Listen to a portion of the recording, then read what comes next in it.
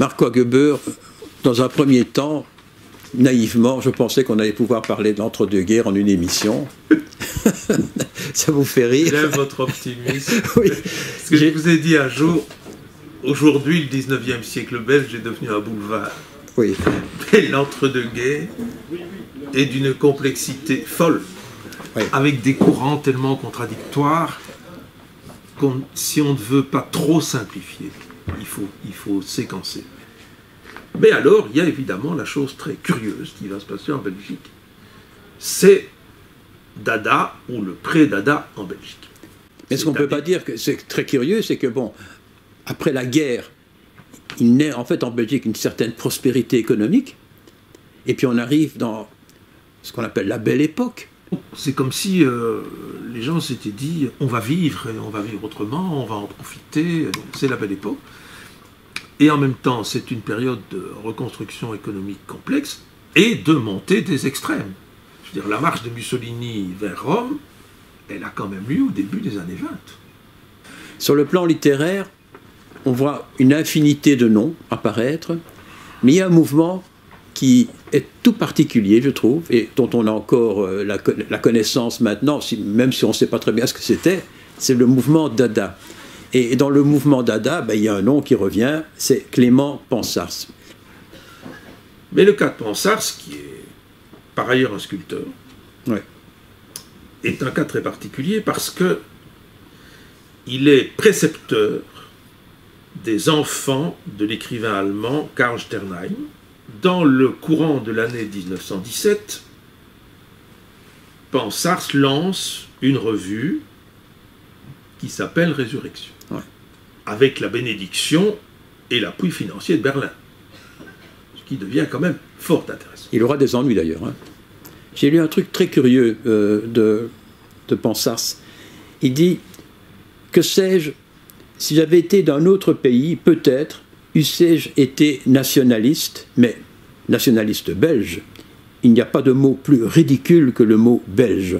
Observez la figure d'un enfant qui ne l'a jamais entendu et dites belge, il rit aux éclats. Je parie tout ce qu'on veut qu'il rit. Bon. Mais après la guerre, il va à Paris. Oui, et là, il rencontre quand même Éluard, Breton, Picabia. Après la guerre, c'est comme les années folles, si on peut dire. Après la guerre, il entre dans une trajectoire, qu'on peut dire, de météore, puisqu'il va mourir dans des conditions très jeune, douleur physique épouvantables. Même pas 40 ans. Et donc, la fin de la guerre, le sort de la problématique belgo-belge, si on peut dire, et le fait entrer dans la perspective des avant-gardes radicales qui ont pris corps à Zurich en 1916, avec Tristan Tzara. Oui. Zurich, on se trouve par ailleurs un certain Lénine, oui, qui est, pour qui se cache. Bon. Mais c'était, dans un moment où la littérature est au pinacle, où elle est idéalisée, elle est célébrée et tout, appeler un mouvement littéraire Dada, c'est un pied de nez presque carnavalesque à l'institution littéraire. Mais les titres de leurs ouvrages, lui, c'est Pampan au cul du nègre, Crotte de bique, Couille en douille. Voilà. Ils se lancent dans l'écriture automatique, ils essayent un peu tout, et surtout ces mises en page sont très particulières, alambiquées. Petite prostituée, l'air un peu satire, tu marches, je fainéante. Te suivre à ton garni, tu es si dégarni. Repose-toi, éreinté, je suis paresse. Mon toucher se souvient de la fraîcheur orgiaque de ta chair en chaleur, mon ouïe de ta gorge ânante. Je suis paresse, moisie avec moi, quelle luxure à ta gourmandise païenne.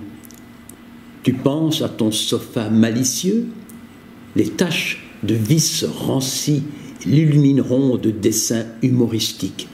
Le collectionneur y flairera une patine antique. On voit bien qu'il cherche formellement à sortir la poésie de, pour simplifier, de l'alexandrin. Et il ne faut quand même pas oublier que c'est un contemporain d'Apollinaire. Apollinaire qui va faire des calligrammes. Et donc, Aragon aussi, hein. Oui, mais les calligrammes, c'est Apollinaire. Oui. Donc, il fait des poèmes dont la forme, la mise en page correspond, par exemple, aux plumes d'un cygne ou à un jet d'eau. Bon. Mais ça me fait penser, parce que c'est un mouvement qui a jailli, qui a explosé et qui s'est très rapidement terminé, au groupe Cobra par exemple. Lui aussi, en quelques années, ça s'est créé et ça a disparu presque aussi vite.